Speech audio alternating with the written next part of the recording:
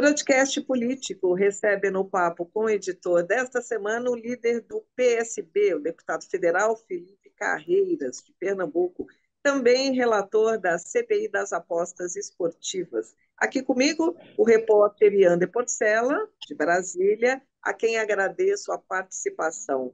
Bom dia, deputado. Bom dia, Yander. Deputado, seja muito bem-vindo e obrigada por aceitar o nosso convite. Eu que agradeço o convite, Beth. É um prazer estar aqui com você, com o Yander, a todos que estão assistindo aqui à TV Estadão. Estamos aqui à disposição. Tá certo. Então, vamos começar. Deputado, a entrada oficial do Centrão no governo, com Celso Sabino, do União Brasil, no Ministério do Turismo, vem preocupando os setores da esquerda, principalmente o PT, que teme que este seja um processo que ainda vá avançar mais e fazer com que o partido perca espaço na esplanada dos ministérios. Eu queria saber se o PSB também teme o avanço do Centrão.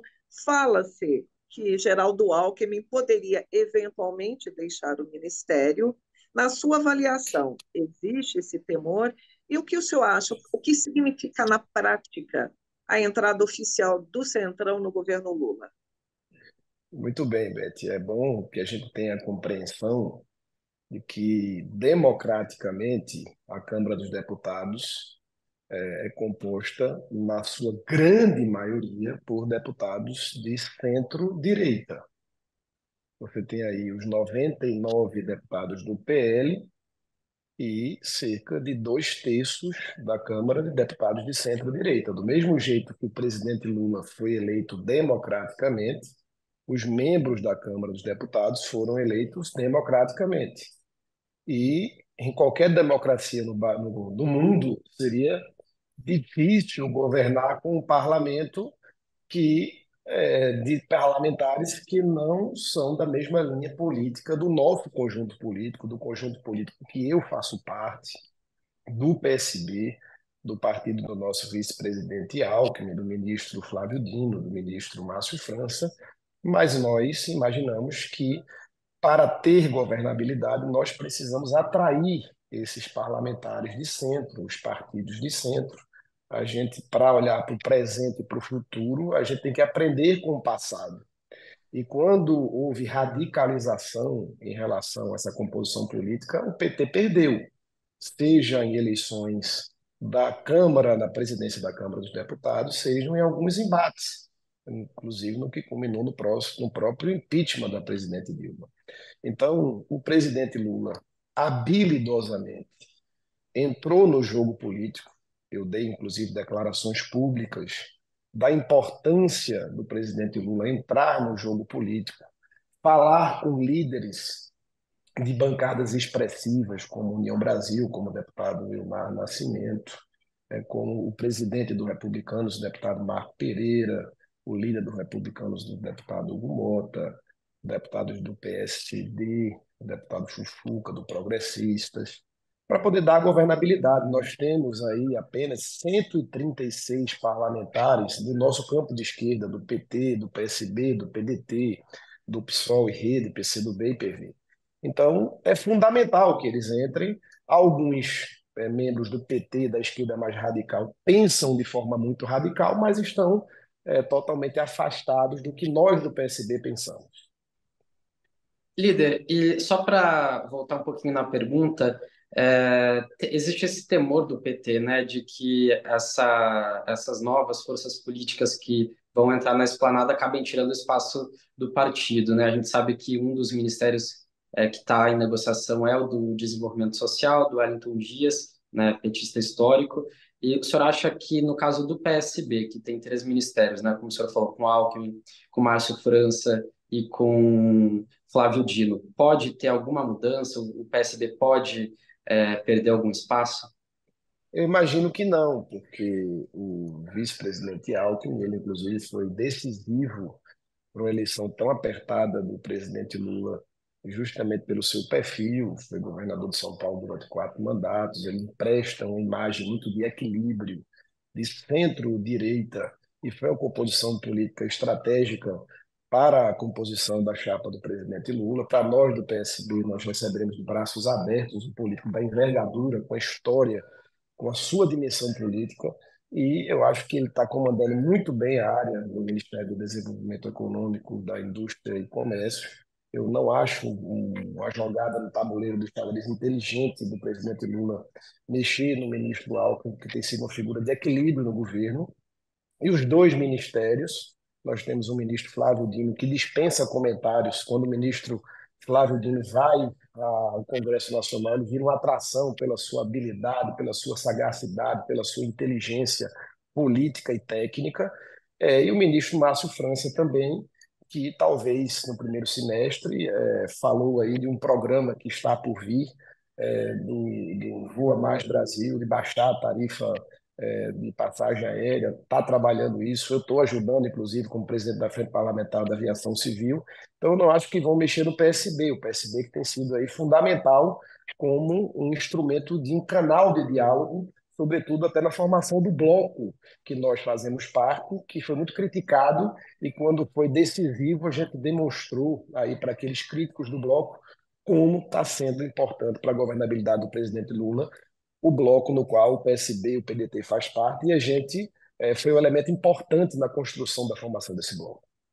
Então, deputado, antes do Yander, né, fazer a próxima pergunta, então não há problema em dividir o espaço com o Centrão, o senhor acha justo, o senhor acha já pelas bancadas, o número de deputados, a representatividade, emendando também, o seu nome chegou a ventilar para o Ministério dos Esportes. O que tem de concreto nisso? Eu acho assim, o centro fazer parte do governo e, sobretudo, os deputados e deputadas onde eu faço parte, que é a minha casa, a Câmara dos Deputados, eu não acho só justo, eu acho inteligente, eu acho decisivo para a governabilidade do presidente. Então, aqueles que pensam diferente, eu respeito, faz parte da política, mas eu acho uma jogada aí política muito inteligente por parte do presidente Lula e do núcleo político do seu governo. Em relação à especulação de fazer parte do ministério, eu em nenhum momento ventilei essa possibilidade, me coloquei com essa possibilidade. Eu presido a Frente Parlamentar em Defesa do Esporte, eu fui presidente da Comissão do Esporte, fui secretário de Esportes lá de Pernambuco, também presido a Frente Parlamentar e também fui relator da Lei Geral do Esporte.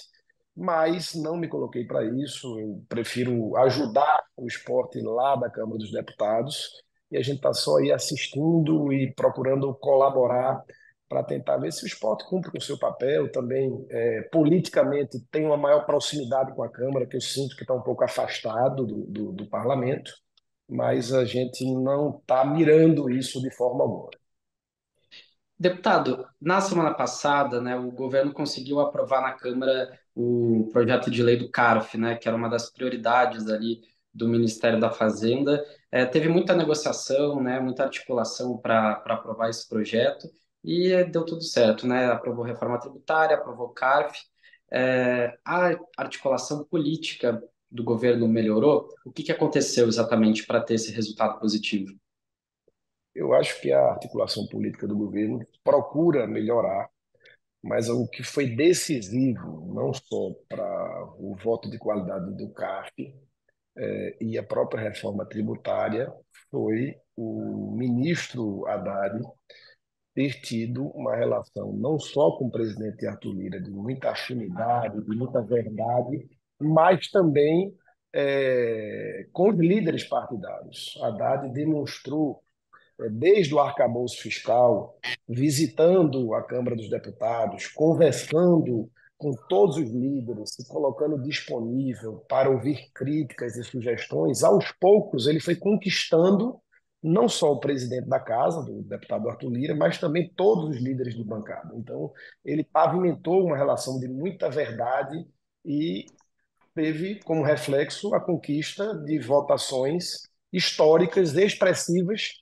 sem o parlamento ter o que tinha no passado, do kit de bondade, digamos assim, de espaços regionais, de emendas extras. Não existiu isso. A gente até hoje tem muitas críticas, até da nossa própria bancada, que não deslanchou ainda a nomeação de espaços regionais. A gente escuta também isso em outras bancadas. Não tem emendas extras pagas. O que existe, sim, são emendas impositivas pagas, e parlamentar não tem gratidão nenhuma por isso, é bom que se registre de emenda impositiva paga. Então, eu acho que foi aí a habilidade do ministro Haddad e a junção, a parceria dele com o presidente Arthur Lira e os líderes que resultou nessas votações expressivas e conquistas expressivas, sobretudo para o nosso país. Além, o senhor destacou a, a figura do ministro Haddad, né, a importância dele, que vem costurando ali, né, de uma maneira até discreta, né, ninguém apostava muito a reforma tributária, mais de 40 anos, né, deputado, aí em discussão. Aí houve também outros atores importantes, como o governador de São Paulo, Tarcísio de Freitas, que é oposição ao governo Lula, né, aliado aí do Bolsonaro ainda, né, parece que fizeram as pazes novamente. Como é que o senhor destaca a figura do Tarcísio nessa votação, né, neste momento político? O estado de São Paulo, é óbvio, pela sua pujança econômica, tem um protagonismo muito grande, pela sua expressiva bancada, teve um poder de decisão muito importante.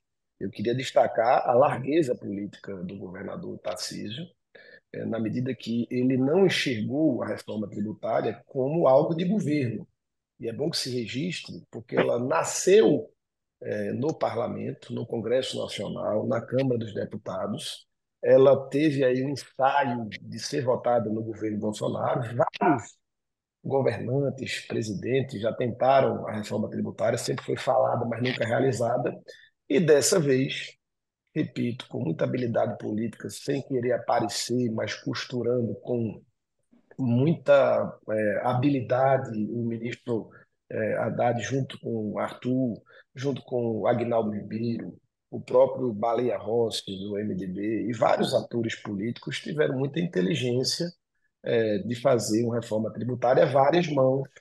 O governador Tarcísio participou ativamente com críticas, com sugestões, até o dia da votação, mexendo no texto. O Arthur sempre deixou muito claro que ele não tinha nenhuma paixão pelo texto. O melhor texto era o texto construído pelos governadores, pelos prefeitos, pela atividade produtiva do nosso país. Eu acho que isso foi o resultado da votação. Tá? E o governador Tarcísio, sem sombra de dúvidas, foi muito largo, olhou muito para o país e não politizou o tema. Eu acho que isso aí fez a diferença, sem dúvida.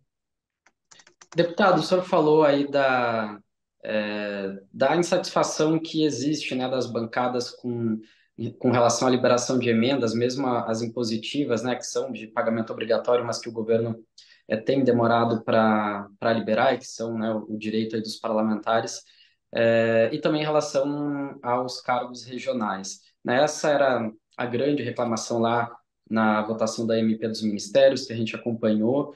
O senhor falou que ainda isso ainda não foi ajustado. A expectativa de que no segundo semestre haja uma melhora com relação a isso, às emendas e aos cargos regionais? Sim, a gente tem uma cobrança muito grande. É muito ruim quando você gera uma expectativa na classe política e ela não é concretizada. A gente teve um ambiente no primeiro semestre, muitas vezes, de fragilização dos seus líderes, na medida que tinha possibilidade de ter emendas extras para novos parlamentares, na medida que é sinalizado um espaço regional para quem compõe a base, esse espaço é sinalizado para quem vai compor, quem vai preencher aquele espaço, quem vai integrar o governo. E isso não deslancha, isso recai sobre o líder, porque fica com o papel e a obrigação do líder fazer gestão junto ao Palácio do Planalto para que isso deslanche. Então, a gente conviveu com ambientes de inquietação, a gente tem visto o esforço do governo, o próprio presidente Lula chamando reunião ministerial, pedindo para as coisas terem agilidade, sabendo que a gente vive num momento de muita inquietação, as pessoas, né, estão mais ansiosas. Eu comentava numa reunião de líderes, eu nunca vi tanta ansiedade logo 3 meses do governo, e o parlamento tinha menos um mês, né, porque os deputados federais assumiram dia 1º de fevereiro. Mas se é assim que a coisa está posta, se o ambiente é esse, a gente tem que ter habilidade para construir as melhores saídas, a pacificação da política. Então a gente espera que no segundo semestre, agora logo em agosto, as coisas deslanchem quem está lá no comando das questões políticas, os seus assessores aí tem esse tempinho aí para tentar equalizar e que a gente já comece aí o segundo semestre com tudo organizado para a gente ter uma pacificação política e as coisas ficarem mais fáceis. Deputado, há uma avaliação corrente de que, apesar de todos os avanços, o governo ainda não conta com uma base sólida no parlamento. Essa base oscila muito e, como a gente pode ver, também pressiona, né? Cargos, liberação de emendas. O senhor concorda com essa avaliação? O que o governo precisa fazer para melhorar essa relação? Desde antes do presidente Lula assumir, é bom que se destaque a posição do presidente Arthur Lira, junto com os líderes partidários, que praticamente 80% permanecem os mesmos, desde os republicanos, o deputado Hugo Mota, Fufuca do Progressistas, Alex Manente e Adolfo do PSDB Cidadania, ao Brito do PSD, vários permaneceram os mesmos. A gente aprovou o teto de gastos para dar governabilidade a este novo governo, com um parlamento antigo. E no primeiro semestre, todas essas votações que existiram, históricas e decisivas e centrais para o governo, também para o país, não teve contrapartida de emenda nem de cargo, porque você vê, para aprovar uma PEC, um projeto de emenda constitucional com 308 votos, o governo não aprovaria sem ter o republicano na base, sem ter o progressistas na base, e tendo aí o PL com 99 deputados e alguns partidos ainda com algumas rusgas do processo de escolha dos ministérios.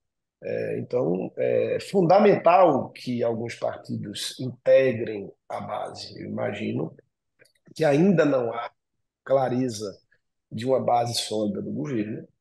Agora deu uma arrumada com essa questão do deputado Celso Sabino na bancada do União Brasil, mas não resolveu. Fica muito claro.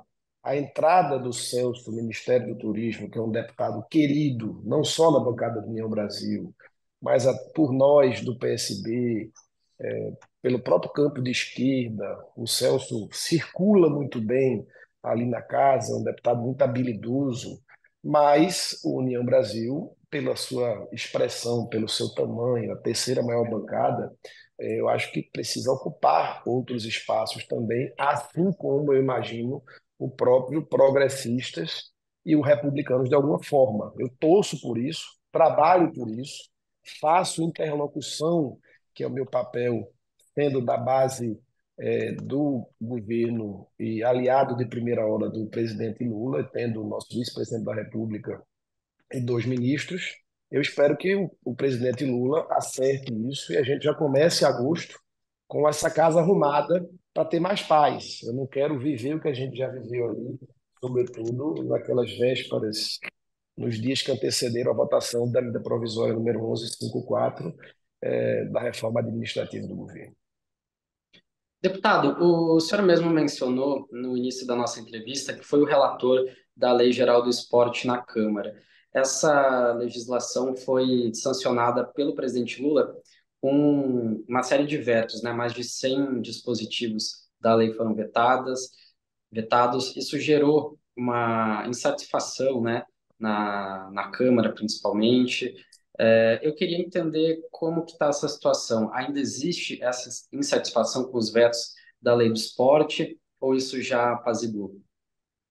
São situações como essa da sanção do presidente Lula em relação à Lei Geral do Esporte, que muitas vezes machuca a relação da Câmara com o Palácio do Planalto. Muitas vezes eu acho que falta orientação à própria equipe da área fim, do Ministério da área fim e talvez da política, é uma conversa para afinar essa relação.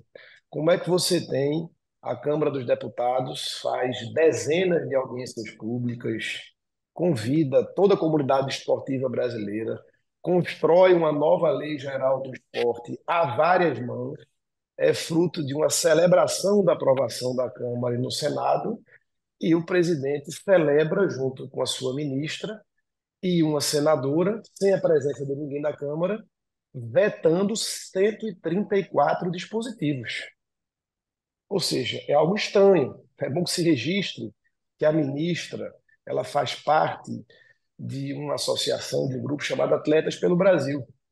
O Atletas pelo Brasil participou de diversas audiências públicas que eu, enquanto relator da Comissão Especial da Lei do Esporte, estava participando.